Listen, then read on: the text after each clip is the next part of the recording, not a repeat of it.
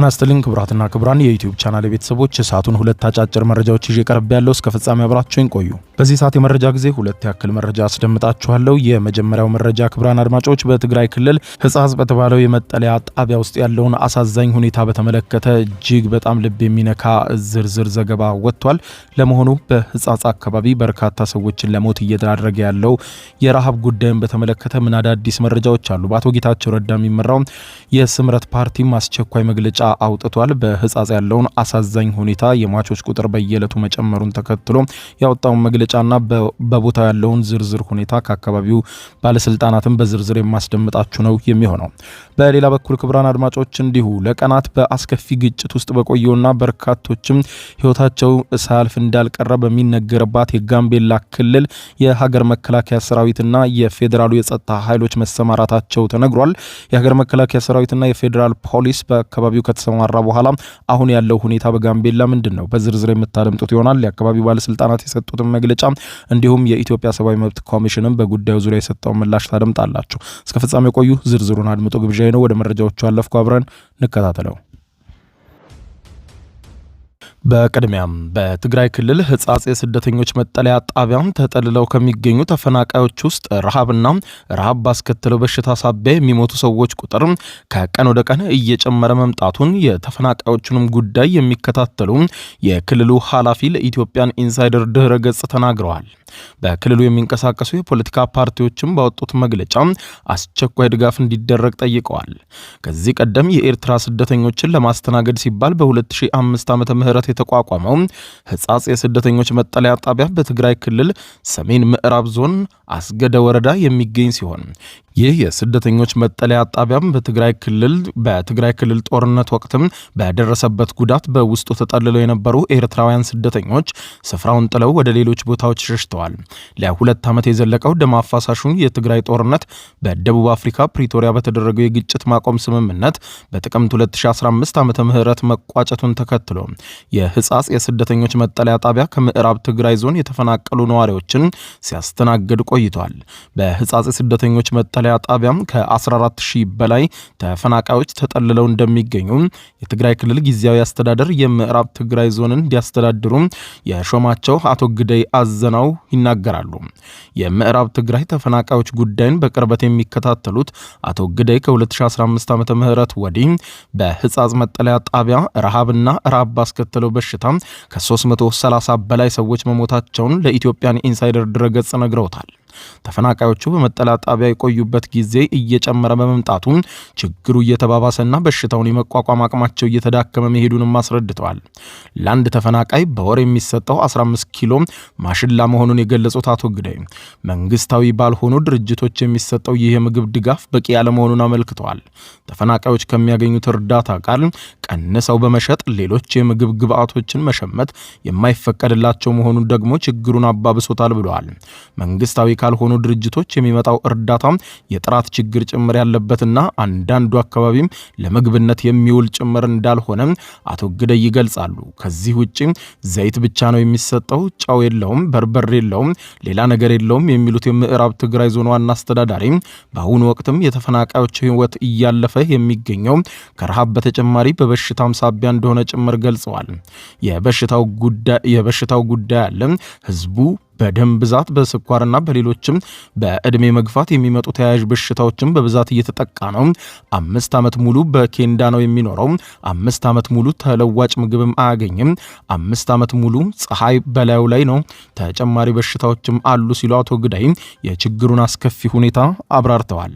በረሃብና በበሽታ ምክንያት የሚሞተው ሰው በሌሎች የተፈናቃይ መጠለያ ጣቢያዎችም መኖሩን የሚገልጹት አቶ ግዳይ የሕጻጽ መጠለያ ጣቢያ ግን በእጅጉ የከፋ እንደሆነም ጠቁመዋል። ለዚህም ምክንያቱ የሕጻጽ ተፈናቃዮች መጠለያ የሚገኝበት ስፍራ ቆላማ አካባቢ በመሆኑ ሞቃታማው የአየር ጸባይ ከምግብ እጥረት ጋር ተዳምሮ ተፈናቃዮች ይበልጥ ለበሽታው ተጋላጭ ስለሚያደርጋቸው ነው ብለዋል። የሕጻጽ የተፈናቃዮች መጠለያ የሟቾች ቁጥር ከጊዜ ወደ ጊዜ እየጨመረ መምጣቱን ለኢትዮጵያን ኢንሳይደር ድረገጽ የተናገሩት የምዕራብ ትግራይ ዞን ዋና አስተዳዳሪ ለተፈናቃዮች የሚሆን ተጨማሪ ድጋፍ ለማግኘት ዞኑ ከባለ ሀብቶች ድጋፍ እያሰባሰበ መሆኑን አመልክተዋል።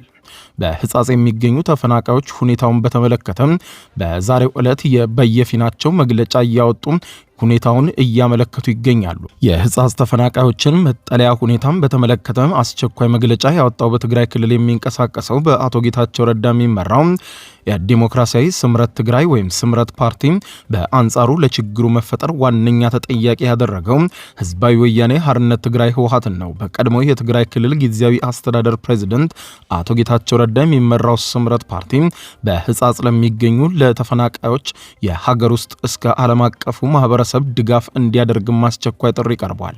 የኢትዮጵያ ህዝባዊ አብዮታዊ ፓርቲ ወይም ኢህአፓ በተመሳሳይ ባወጣው አስቸኳይ መግለጫ ተፈናቃዮች በአስቸኳይ የሰብአዊ እርዳታ እንዲደረግላቸውና ጉዳያቸውን በዘላቂነት እንዲፈታም ባወጣው አስቸኳይ መግለጫ አሳስቧል።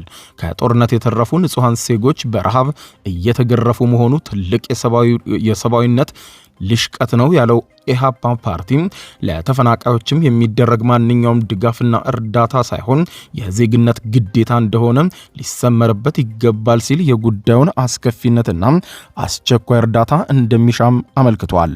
በሌላ ዜና በጋምቤላ ክልል የሀገር መከላከያ ሰራዊትና የፌዴራል ጸጥታ አካላት ከተሰማሩ በኋላም በጋምቤላ ክልል ያለው ሁኔታ እየተረጋጋ መሆኑ ተሰማ።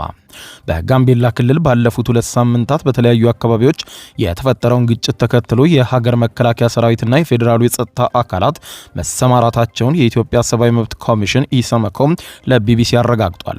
ኢሰመኮ በክልሉ በሰዎች ሕይወት መኖርን ጨምሮ ሌሎችም የሰብአዊ መብት ጥሰቶች እንዳይደርሱ ለመከላከል በቂ የጸጥታ አካላት በአስቸኳይ እንዲሰማሩ የጠየቀው ባለፈው እሁድ ታህሳስ 12 2018 ዓ.ም ነበር። በኢሰመኮ ሰብአዊ መብት ክትትልና ምርመራ ክፍል ከፍተኛ ዳይሬክተር የሆኑት በዳሳ ለሜሳ ለቢቢሲ እንደተናገሩት አሁን በከተማውና በዙሪያው በቂ የጸጥታ አካላት አሉ። የሀገር መከላከያ ሰራዊትና የፌዴራል ፖሊስ የከተማዋን ጸጥታ እንዲረጋጋ አድርገዋል ብለዋል። ኢሰመኮም በጋምቤላ የተለያዩ አካባቢዎች የተከሰቱ ግጭቶች በክልሉ ነዋሪዎች ሰብአዊ መብት ላይ የሚያደርሱትን ጉዳት በተመለከተ ባወጣው አስቸኳይ መግለጫ በክልሉ ውስጥ ባሉት ኢታንግ ልዩ ወረዳ፣ ጋምቤላ ወረዳና በጋምቤላ ከተማ ከህዳር 28 ጀምሮ የተፈጠሩ ግጭቶችን እየተከታተለ እንደሚገኝም ገልጧል።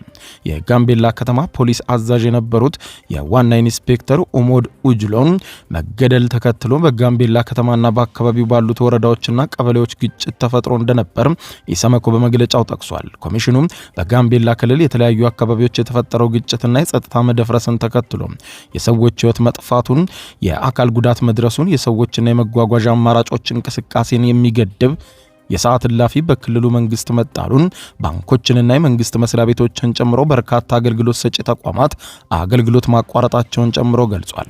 ዋና ዳይሬክተሩ አቶ በዳሳ ለሜሳ ለቢቢሲ እንዳረጋገጡት ከሆነ መንግስታዊና መንግስታዊ ያልሆኑ እንዲሁም የንግድ ተቋማት እንቅስቃሴ ጀምረዋል። የሀገር መከላከያ ሰራዊት ከገባ በኋላ ሁሉም ተረጋግቷል ብለዋል። የኢትዮጵያ ሰብአዊ መብት ኮሚሽን በመግለጫው ላይ በጋምቤላ ክልል በተፈጠረው ግጭትና የጸጥታ መደፍረስ የሰዎች ሕይወት መጥፋቱን፣ የአካል ጉዳትና የንብረት ውድመት መድረሱንም አስታውቋል። ቢቢሲም በሰዎች ላይ የደረሰውን ጉዳት በተመለከተ አቶ በዳሳን ጥያቄ ያቀረበላቸው ሲሆን በግጭቱ የሞቱና የቆሰሉ ሰዎች በትክክል ምን ያህል እንደሆኑ ለመናገር የምርመራ ስራዎች መከናወን ስላለባቸው አሁን ይሄ ነው ብዬ በቁጥር መናገር አልችልም ብለዋል።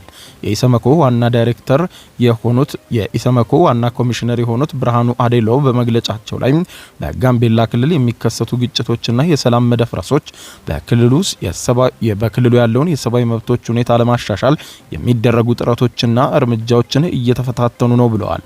ኮሚሽኑ ከጉዳዩ ጋር በተያያዘ ያቀረባቸውና ከዚህ ቀደም ለፌዴራሉና ለክልሉ መንግስት የሰጣቸው ምክረ ሀሳቦች በተሟላ ሁኔታ እንዲፈጸሙ ማድረግ እንደሚገባም ኮሚሽነሩ የተናገሩ ሲሆን ዋና ዳይሬክተሩም የክትትል ስራቸውን አጠናክረው እንደሚቀጥሉ ገልጠዋል። የጋምቤላ ክልል አስተዳደር ባለፈው ሳምንት ረቡዕ ባወጣው መግለጫ የክልሉ ሕዝብ ሰላም እንቅልፍ የሚነሳቸውና ግጭትና የሰው መሞት የሚያስደስታቸው ያላቸውም በስም ያልጠቀሳቸው ኃይሎች የጋምቤላ ከተማን ጨምሮ በሌሎችም ወረዳዎች ትርምስ ፈጥረዋል ሲልም ገልጿል። የክልሉ መንግስት በዚሁ ባወጣው መግለጫ ላይ እነዚህ ኃይሎች ሰዎችን በመግደል ተሽከርካሪዎች ላይ ጥቃት በማድረስና ሕይወት እንዲጠፋ በማድረግ የጸጥታ አካላትና አመራርን ኢላማ በማድረግ የተለያዩ ሙከራዎችም ማድረጋቸውን ገልጸዋል። በክልሉ የተለያዩ አካባቢዎች የተከሰተው ግጭትን ተከትሎ አንድ የባንክ ስራ አስኪያጅን በመቀጠልም የጋምቤላ ከተማ ፖሊስ ጽህፈት ቤት አዛዥ የነበሩት ዋና ኢንስፔክተር ኡመድ ኡጅሎንም ተገድለዋል ብሏል በመግለጫው። የጋምቤላ ፖሊስ አዛዥ የተገደሉት የባንክ ስራ አስኪያጁ ከተገደሉ ከቀናት በኋላ ነው። ቢቢሲ በወቅቱ ያነጋገራቸው የክልሉ ምክትል ርዕሰ መስተዳደር ጋትሉዋክ ከዚያ በኋላ የአካባቢው ወጣቶች ተነስተው ብሔርን መሰረት ያደረገ ጥቃት ሳይፈጽሙ እንዳልቀረ ይናገራሉ። ግጭቱ ተነስቶ ወደ ብዙ አካባቢዎች ተስፋፍቷል ያሉት ምክትል ርዕሰ መስተዳደሩ በተለያዩ ማህበረሰቦችም ላይ ጥቃት ተፈጽሞ ጉዳት ደርሷል ብለዋል። ጥቃት አድራሾቹም በተደራጀ ሁኔታ የሚንቀሳቀሱ አለመሆናቸውን የተናገሩት ምክትል ርዕሰ መስተዳደሩ በመጣው ለውጥ ደስ ያላላቸው እንዲሁም አንዳንዶቹም በጥብጡ ተብለው ከአሜሪካ ገንዘብ የሚላክላቸው ተራ ሰዎችም ናቸው ሲሉ ይናገራሉ። ለደረሰው ጥቃትም ተጠያቂ የሆኑ አካላት ከታጣቂዎች ጋር በውስጥ በተቀናጀ መንገድ የሚገናኙ ከሆነ አናውቅም ሲሉ ስለ ሁኔታው አክለዋል። ይህንን በተከታታይ የሚፈጸም ጥቃት ማስቆም ያልተቻለው ጥቃት አድራሾቹም በተደራጁና በአንድ የተወሰነ አካባቢ ላይ ያሉ አለመሆናቸው ነው፣ በህብረተሰቡ ውስጥም የሚገኙ መሆናቸውን ነው ብለዋል። ኢሰመኮ በጋምቤላ ክልል በተለያዩ ጊዜያት የሚፈጠሩ ግጭቶችን በዘላቂነት ለማስቆም ተጠያቂነትን ለማረጋገጥና ወደፊት ተመሳሳይ የሰብአዊ መብት ጥሰቶች እንዳይከሰቱ ለመከላከል የፌዴራልና የክልሉ መንግስታት ተገቢ እርምጃ እንዲወስዱም አሳስበዋል።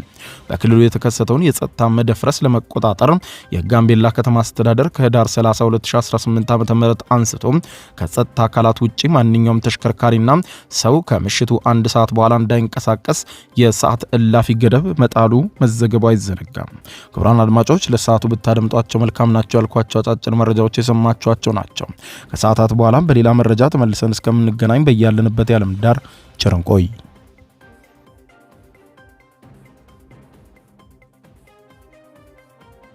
የዩቲዩብ የስኬት ሚስጥሮችን በዝርዝር የያዘው የአቤል ብርሃኑ የወይኗ ልጅ መጽሐፍ ሁለተኛ እትም በገበያ ላይ። ዩቲዩብ ለመጀመር በአጭር ጊዜ ስኬትን ለመቀዳጀት አስበዋል?